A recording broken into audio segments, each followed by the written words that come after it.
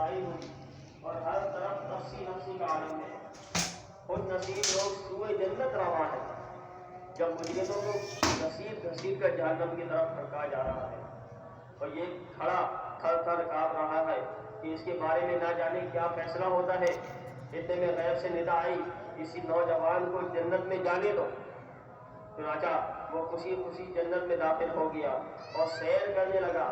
ساتوں جنتوں کی سیر کرنے کے بعد جب آدمی جنت کی طرف بڑھا تو دروغہ جنت حضرت رضوان علیہ السلام نے فرمایا، اس جنت میں صرف وہی داخل ہو سکتا ہے جس نے ماہ ربیع النور میں ولادت مصطفیٰ صلی اللہ تعالیٰ علیہ وسلم کے ایام میں خوشی منائی ہو۔ یہ سن کر وہ سمجھ گیا کہ میرے والدین مرحومین بھی اسی میں ہونے چاہیے۔ اتنے میں آواز آئی، اس نوجوان کو اندر آنے دو، اس کے والدین اس سے ملنا چاہتے ہیں۔ لہذا وہ اندر داخل ہوا۔ اس نے دیکھا کہ اس کے والدین مرحومہ نہر کوثر کے قریب بیٹھی ہے، ساتھ ہی ایک تخت بچھا ہوا ہے جس پر ایک بزرگ خاتون جلوہ افروز ہے، اور اس کے ارد گرد کرسیاں بچھی ہوئی ہیں جس پر کچھ پروقار خواتین تشریف فرما ہیں۔ اس نے ایک فرشتے سے پوچھا، یہ خواتین کون ہیں؟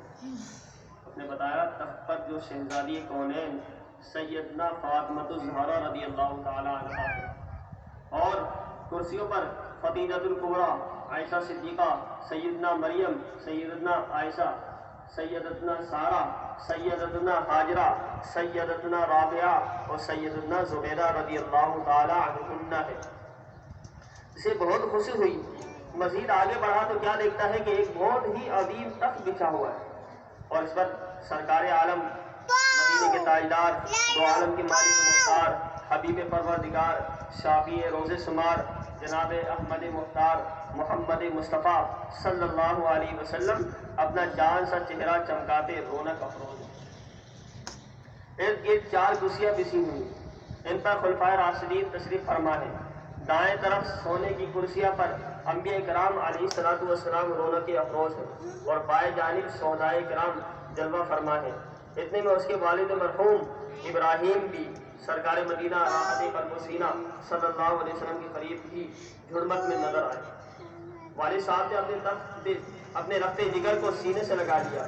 وہ بہت خوش ہوا اور سوال کیا، ابا جان، آپ کو یہ عالیشان رتبہ کیوں کر حاصل ہوا؟ جواب دیا، الحمدللہ عز و جل، یہ جشن ولادت منانے کا صلہ ہے۔ اس کے بعد اس نوجوان کی آنکھ کھل گئی۔